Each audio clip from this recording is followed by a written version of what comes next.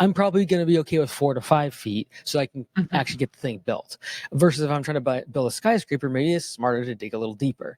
And so I think the proportion of your planning is dictated by your risk as well as your ambition. Welcome to Biz Help for You, the show that saves you the expensive learning curve by providing advice from industry experts in every facet of the entrepreneurial journey. Too many small businesses collapse. According to the U.S. Census Bureau, 20% fail within their first year, and less than 35% make it to their 10th anniversary. The goal of this podcast is to change that statistic. So if you're interested in learning more to be a successful entrepreneur, tune in today. Are you ready to scale your business, boost profits, and build a brand that stands out? In this episode, I'm joined by Mike Andes, founder of Augusta Lawn Care, who's built a 150-plus location franchise empire. Mike shares actionable insights on creating scalable systems, leveraging performance-based pay, rescuing failing businesses, and using social media as a growth engine. Whether you're just starting or ready to expand, this conversation is packed with powerful tools every entrepreneur needs. So, Mike, welcome to the show. Awesome. Thanks for having me on. I appreciate it. I'm happy to have you here today, and I am looking forward to the discussion that we're going to be having. So I wanted to start first with just like the big picture in terms of what happened with you and your own business. Like, how did you grow your business from a single location to a franchise with over 150 locations? Yeah. So kind of the short story is I started mowing grass when I was 11 years old. And I did that to pay my way through college. I started college when I was really young. I was 13 years old. I thought I was going to become a medical doctor. At 18 years old, after going over to Africa and being a medical student over there, came back to the U.S., decided, hey, I don't want to be doing this for the next 40 years of my career. So I dropped out of medical school and went to the only thing I really knew how to do, which is mowing grass.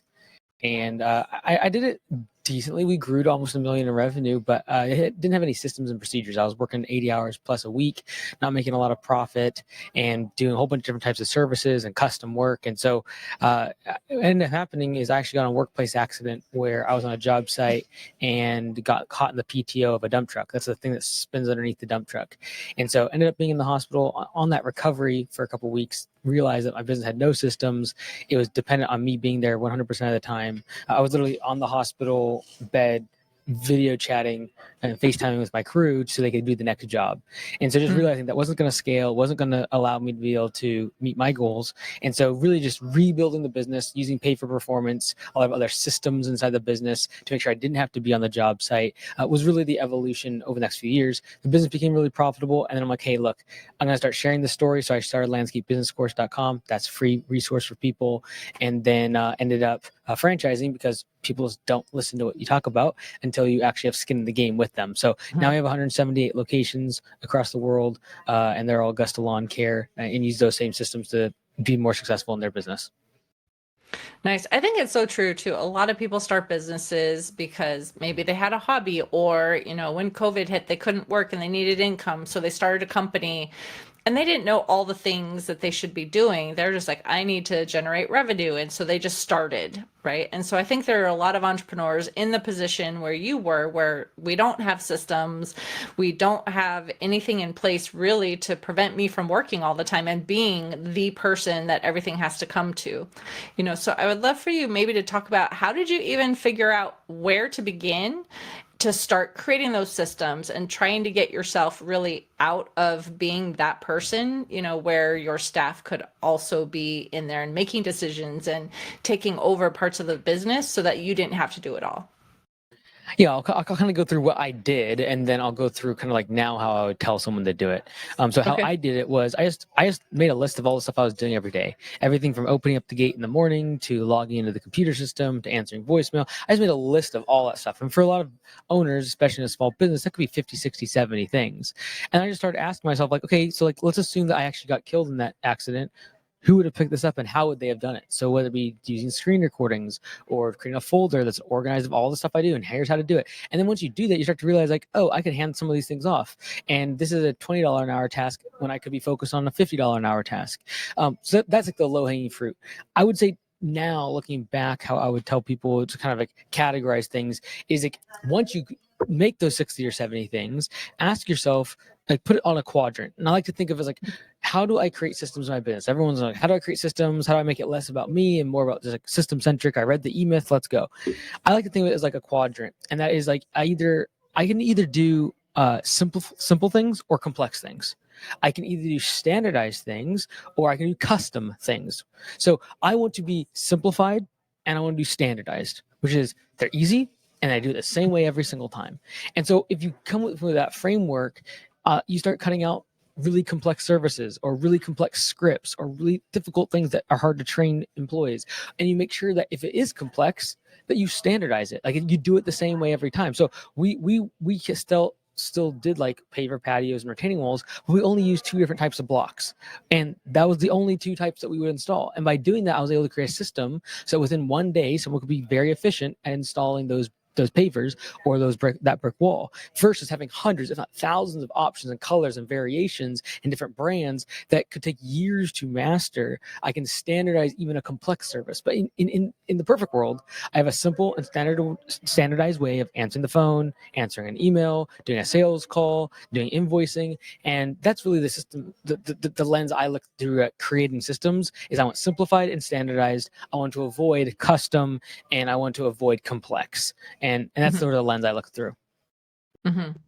Well, it's a great way to look at it too. And, it's interesting. The things that you're talking about now, I actually am now certified in a program to teach operational efficiency and helping create systems and all of the things. So everything that you're saying, I'm like, yes, I totally agree with, because that makes it so much easier. So thank you for sharing that too. But I wanted to talk about your pay for performance model. How did you even shift to that model from hourly pay? How did that impact like your team in terms of them being worried that, well, I'm not going to get paid, as much for the hours of work that I'm putting in? Like, how did that even come about, and how did it really affect your employees? Yeah, like honestly, it came as a result of like me not making any money, and employees inside the business that deserve more money asking for pay raises and me not being able to afford it. And so it came as a function of like something's broken here, because when I make this list of all the things I'm doing, it includes things like checking timesheets, checking the cameras, watching the trucks in terms of like the tracking and the GPS, versus just being like, hey, look, the more money you make, the more for the business, the more money you make in your paycheck. Like, let's go get the same direction here. Like in general, when it comes to paying someone by the hour for a labor position, you're essentially going in opposite directions. Like the longer the job takes, the more money they make. The longer the job takes, the less you as the owner make. This is like the inherent confrontation and friction caused between an employer and an employee versus just being both. Okay, so you've developed a unique pay for performance model. So I would love to know, like, how did you shift from hourly pay to this performance model, and how did it impact your staff and their concern about if they would be paid fairly? Yeah, like ultimately, I did it because we didn't have enough money. Like there was not enough money in the bank account, and there was a specific time where one employee asked for a pay raise that deserved it, but like I did not have the money to do that. And so I started to realize it was not fair that one person be working much harder, making more money for the business, but making less than or the same as all of their peers. So it's not fair to the employee. And then secondly, it's a function of the inherent amount of time it takes to micromanage your team if they're not on pay for performance. And so when I looked at the list of all the things that I need to do every day, it could be checking the GPS of the trucks, it could be checking cameras, checking timesheets, versus just telling like, hey, look, the more money you make for the business, the more money you're going to make. And that's ultimate P4P is you give them a percentage of all the labor revenue they earn for the business. And inherently, when you're paying someone by the hour on a labor position, the longer the job takes, the more money they make. Whereas the shorter the job takes for you as the owner, the more money you make.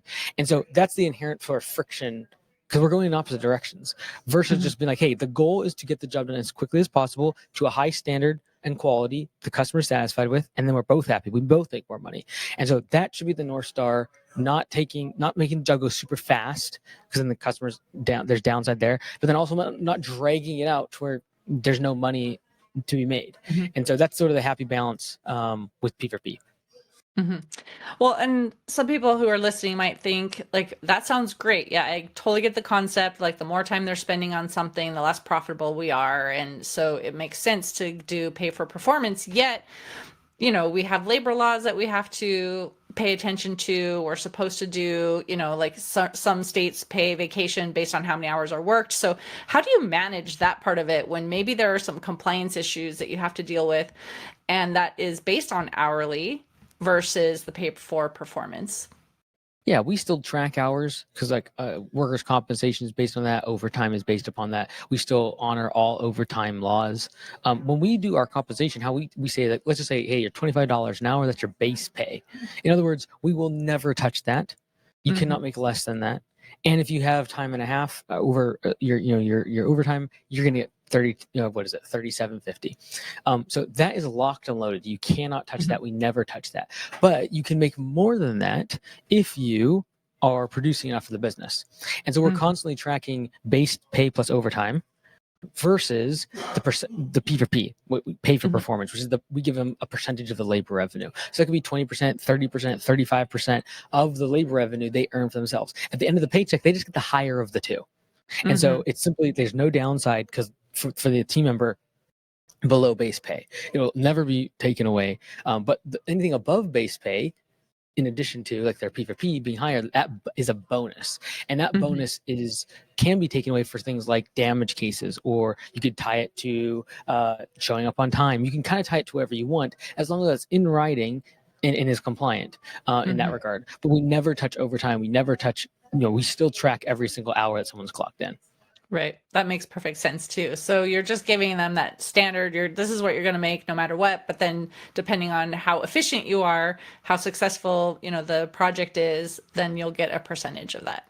Perfect. Yeah, and like my big thing is like when I have locations that have general managers, like the main thing I'm asking is like what percentage of your team is making above base pay? Because if your team is not making above base pay, this system makes no difference for the culture of the business.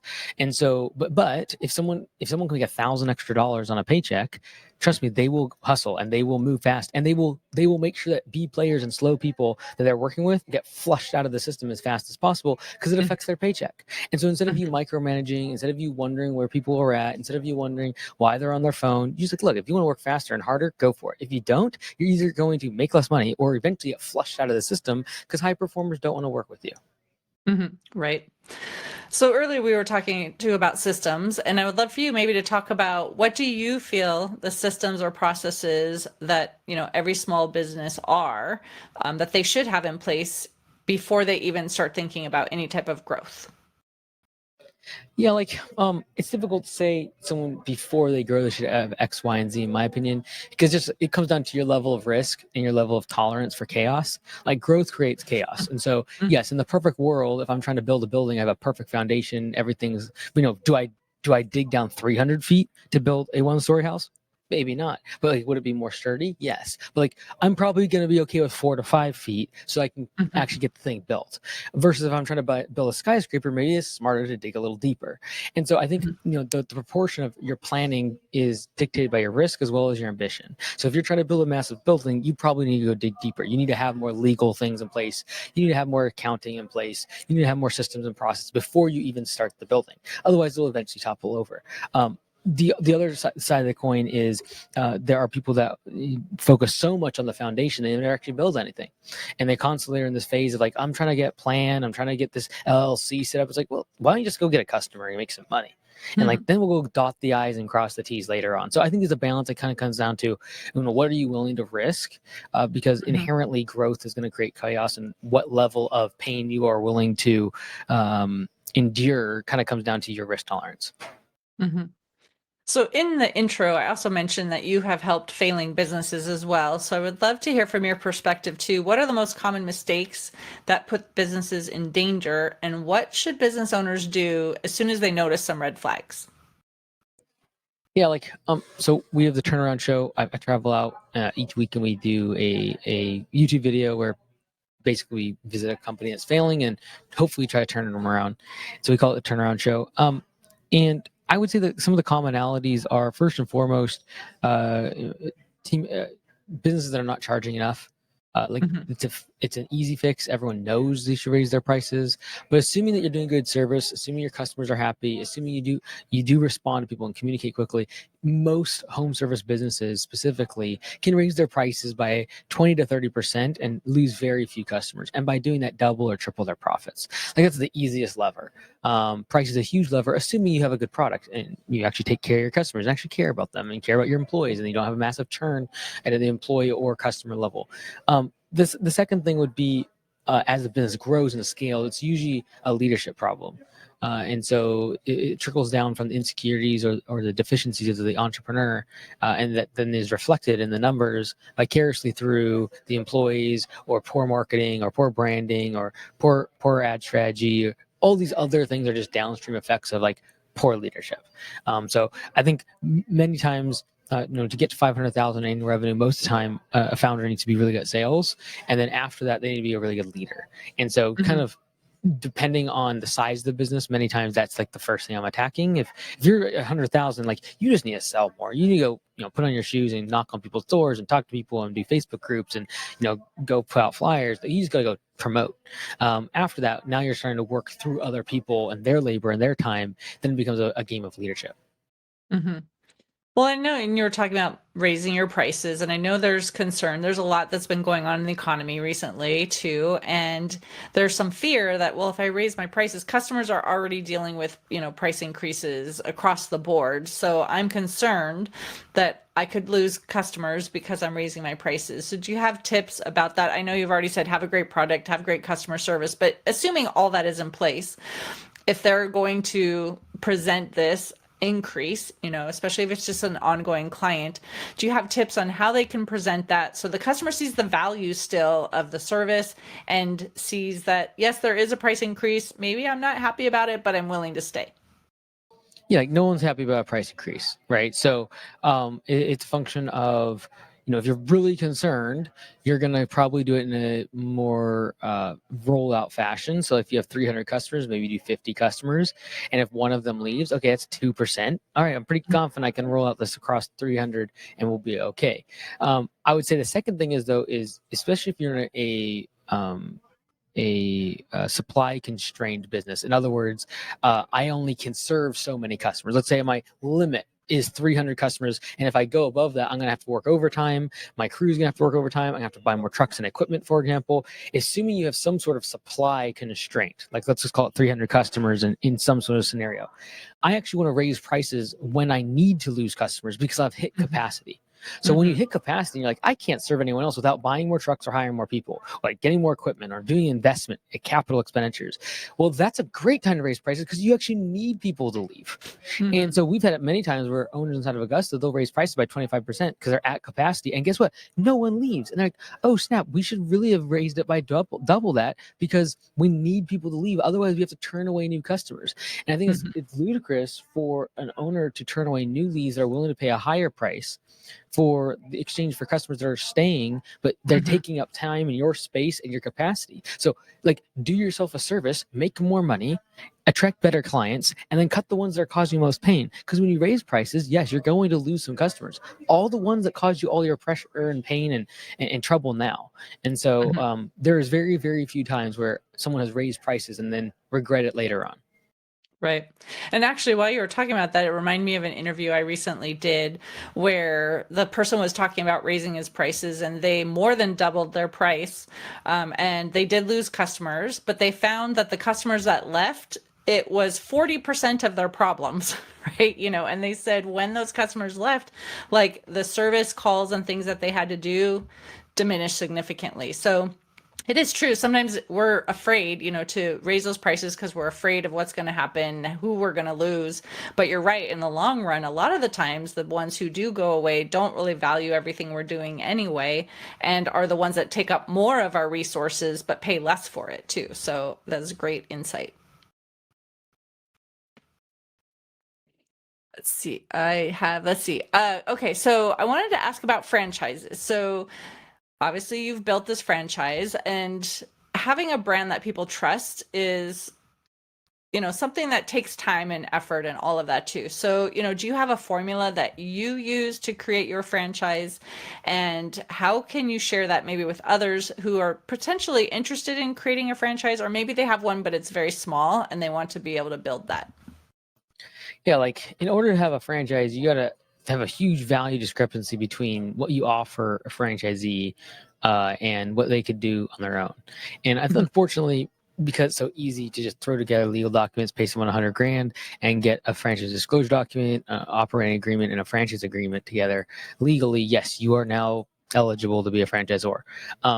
There was over 400 franchises started last year, and the vast majority will be out of business within 5 years. The success rate of franchisors is horrible, mostly because people think they have one location or two locations. I'll just like make this franchise and I'll sell it to hundreds of people. Very much different. You're in a completely different business once you move into franchising. You will lose money most of the time until you have over 100 locations, simply due to the fact that if you're going to actually support owners at the level that is required to attract new people, you need to be spending and sufficient on infrastructure capital for support, training, coaching, software, etc. So like anyone that gets into this game, unless you have a very clear path to 100 locations, I would recommend not doing it. There are dozens and hundreds of franchises that stall out at 10, 20 locations, and the franchisees aren't happy because there's never enough money for the franchisor to actually support them correctly. And then the franchisor is not happy because they make more money in their first location than all of their franchises combined when it comes to like royalties. So when we started, we kind of tried to do everything like how I would want as a franchisee. Like I'm a franchisee at Anytime Fitness, so I kind of took like their model, flat fees, monthly, etc. But then like where's all the pain points for franchisees, so we allow people to leave at any time without any sort of penalty, but we give back the initial fee so they can earn that back as long as they follow pay for performance and open book management. So there's a few things that we done just to make sure it's like, hey, this is the franchise I would join.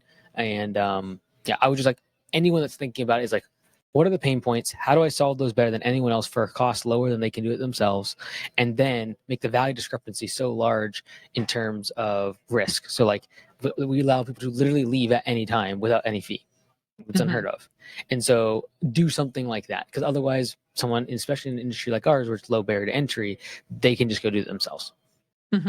Well, and I've never heard that before, where you're saying if you don't have a plan to be able to have 100 in place, don't do it. Because I have heard a lot of people saying, oh, you could turn it into a franchise. You just have to have systems and things in place. But I also do know, having been in the bookkeeping industry a lot of times too, people have capital issues often. And that's what is one of the key factors that puts people out of business too, is not having the operating the funds that they really need to continue. So knowing that you have that outlay of cash often because of the training and the systems and the capital structures and things that you have to have in place, I think that was a great tip to even share that part of it too, so people are really aware, like, what is it really going to take to become a franchisor and have a successful franchise and be able to track those people. So much appreciated. So is there any other, topic that you wanted to maybe cover that I didn't ask you a question on that you were thinking would be important to share today?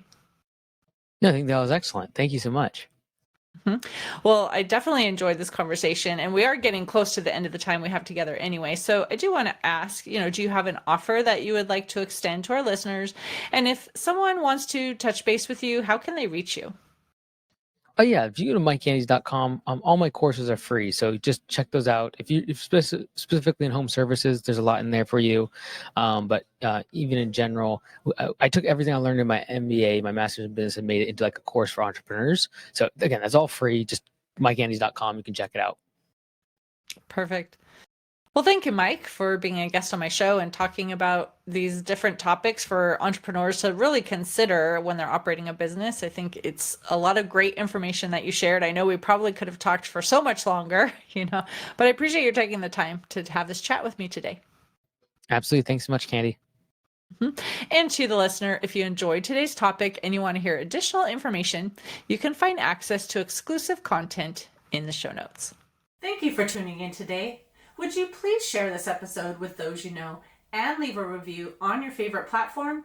And if you find our show informative, Would you consider being a financial sponsor to help me continue my mission to educate business owners? A link is located in the episode description, and no amount is too small. I'd really appreciate your support. If you are interested in connecting with our guest and receiving the offer they had to share, a link to our resource page is in the show notes. Finally, if you have any bookkeeping or payroll needs, reach out to us at 310-534-5577 or contact@abandp.com. My team and I are eager to assist you. Until next time, have a great day. Thank you for listening to Biz Help for You. Please join your host, Candy Messer, again next time. Have a terrific day.